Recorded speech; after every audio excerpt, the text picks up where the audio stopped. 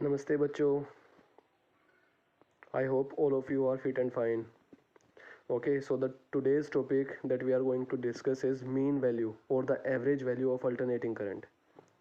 तो आज का जो हमारा टॉपिक है उसमें हम मीन वैल्यू और एवरेज वैल्यू हम फाइंड आउट करने जा रहे हैं अल्टरनेटिंग करंट की। ठीक है, तो सबसे पहले तो हमें ये पता होना चाहिए कि मीन वैल्यू और एवरेज वैल्यू अल्टरनेटिंग करंट की होती क्या है। इसका मतलब है कि अब एक चीज़ देखो, जो हमारा अल्टरनेटिंग करंट है, अल्टरनेटिंग करंट हमारा ऐसे फ्लो करता है कि नहीं करता है, ठीक है ना। तो ऐसे हमारा अल्टरनेटिंग करंट है वो फ्लो करता है। तो अब एक चीज़ देखो कि जितनी इसकी वैल्यू यहाँ पे होगी, फर्स्ट जो पॉजिटिव हाफ है उतनी ही वैल्यू यहाँ पे होगी, बट दोनों का जो मैग्नीट्यूड है वो क्या होगा, वो डिफरेंट होगा। ठीक है, इसका जो मैग्नीट्यूड होगा वो पॉजिटिव की तरफ होगा और इसका क्या होगा, वो नेगेटिव की तरफ होगा। तो अगर हम एवरेज फाइंड आउट करेंगे टोटल साइकिल के लिए, तो टोटल साइकिल के लिए जो इसकी एवरेज वैल्यू होगी वो हमारी किसके इक्वल होगी, वो ज़ीरो के इक्वल होगी। ठीक है, तो अगर हमें अल्टरनेटिंग करंट की मेन वैल्यू फाइंड आउट करनी है तो उसके लिए हमें क्या करना पड़ेगा, उसके लिए हमें इसकी फर्स्ट हाफ साइकिल या कोई भी हाफ है वो सिलेक्ट करना होगा, तब जाके हम इसकी एवरेज और मेन वैल्यू कैलकुलेट कर सकते हैं।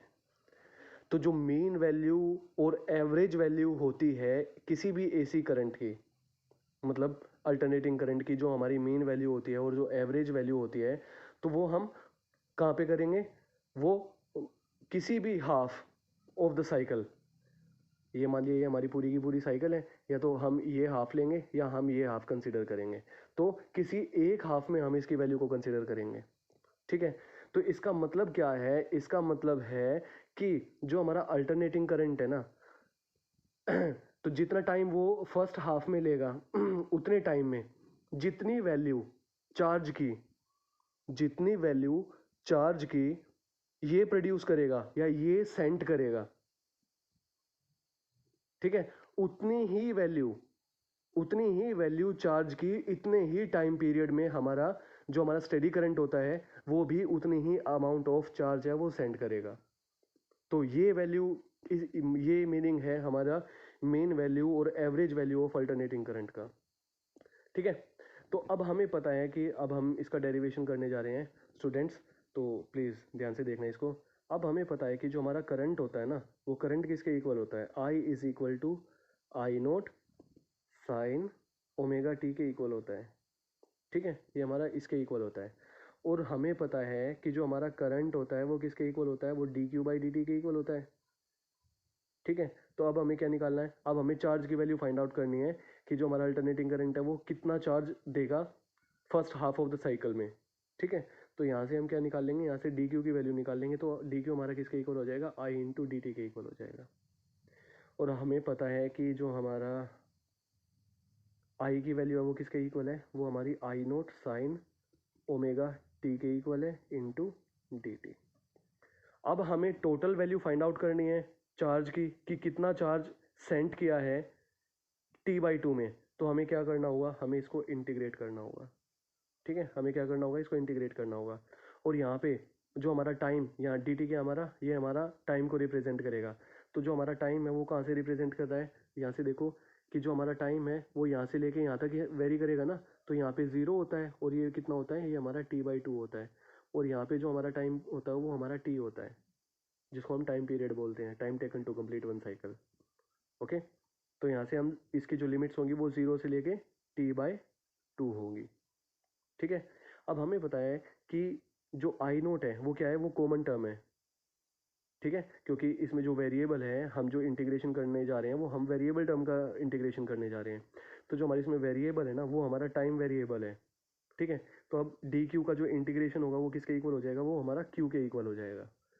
ठीक है, और आई नोट हमारा बाहर निकल आएगा, integration of sine omega t into d t zero to T by two. ठीक है बच्चों, अब हम क्या करेंगे, साइन ओमेगा टी का जो इंटीग्रेशन होता है वो किसके इक्वल होता है, I naught into sine omega T का माइनस कोस ओमेगा टी, और जो हमारा बचा हुआ है उसका इंटीग्रेशन किसके इक्वल होता है, वो हमारा ओमेगा के इक्वल आ जाएगा।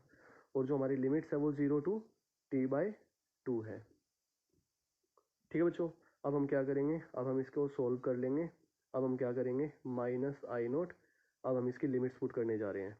आई नोट बाई ओमेगा हमने निकाल लिया इसमें से, तो क्या हो जाएगा, upper limit minus lower limit. तो जो हमारी अपर लिमिट है वो क्या हो जाएगी, कोस omega into T by to, upper limit minus lower limit, तो लोअर लिमिट में हमारा कोस जीरो हो जाएगा। ठीक है, अब हमें पता है कि जो हमारा ओमेगा होता है वो किसके इक्वल होता है, ओमेगा होता है हमारा 2 पाई बाई टी के इक्वल होता है, क्योंकि हमारा जो ओमेगा होता है ना, ये होता है हमारा 2 पाई न्यू के इक्वल होता है। न्यू हमारी फ्रीक्वेंसी है, और जो हमारी फ्रीक्वेंसी होती है वो इनवर्स ऑफ टाइम पीरियड होता है। तो इसी वजह से जो हमारा ओमेगा है वो किसके इक्वल होता है, 2 पाई बाई टी के इक्वल होता है। तो हम यहाँ पे क्या करेंगे, ओमेगा की वैल्यू पुट कर देंगे। तो जैसे ही हम यहाँ पे ओमेगा की वैल्यू पुट करेंगे तो हमारे पास जो क्यू है उसकी वैल्यू किसके इक्वल आ जाएगी, minus I naught by omega into cos 2 pi by T into T by to. अब हमें पता है कोस जीरो की वैल्यू -1 के इक्वल होगी, सॉरी 1 के इक्वल होगी, क्योंकि यहाँ पे नेगेटिव साइन है तो इस वजह से यहाँ पे नेगेटिव आ जाएगा। टी से टी कट जाएगा, 2 से 2 कट जाएगा। अब हमें पता है कि ये कोस पाई, इसका मतलब ये कौन से क्वाड्रेंट में आ गया, हमारा सेकंड क्वाड्रेंट में, और सेकंड क्वाड्रेंट में हमारा कोस क्या होता है, नेगेटिव होगा। तो यहाँ पे इसकी जो वैल्यू होगी वो भी क्या होगी, -1 के इक्वल होगी।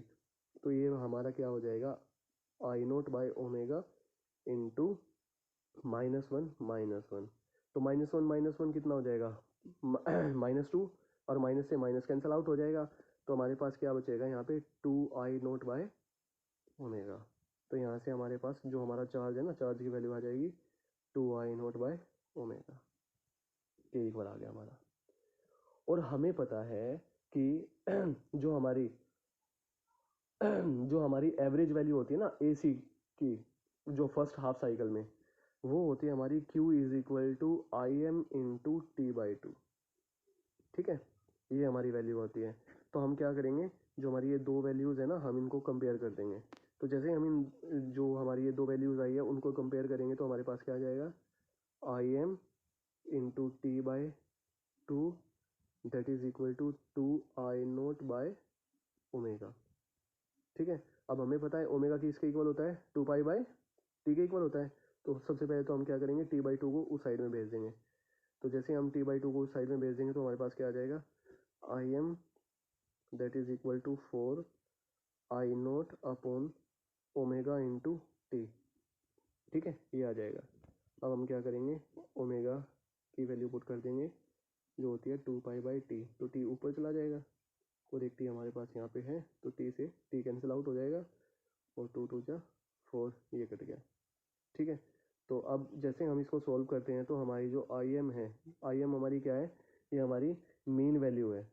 ठीक है ना, किसकी मीन वैल्यू है, और एवरेज वैल्यू है over the first half of the cycle. ठीक है, तो ये क्या हो जाएगी हमारी I M that is equal to 2 I naught by pi. जैसे हम इसको सोल्व करते हैं तो हमारी वैल्यू किसके इक्वल आ जाएगी, 0.637 इंटू आई नोट। तो इसका मतलब क्या हुआ, इसका मतलब हुआ कि जो हमारी मीन और एवरेज वैल्यू है ना अल्टरनेटिंग करंट की पॉजिटिव हाफ साइकिल में, वो क्या होती है, वो 0.637 टाइम्स होती है किसके, peak value of alternating current. जो हमारा अल्टरनेटिंग करंट है ना, उसकी जो हमारी पीक वैल्यू होगी, ये हमारी ये पीक वैल्यू होती है इसकी। ठीक है, तो इसकी 0.637 टाइम्स होगी। Thanks for watching my video, students. If you have any doubt related to 11th or 12th physics, please send it to me. Okay. Or don't forget to like, share and subscribe my channel. Thanks and have a nice day.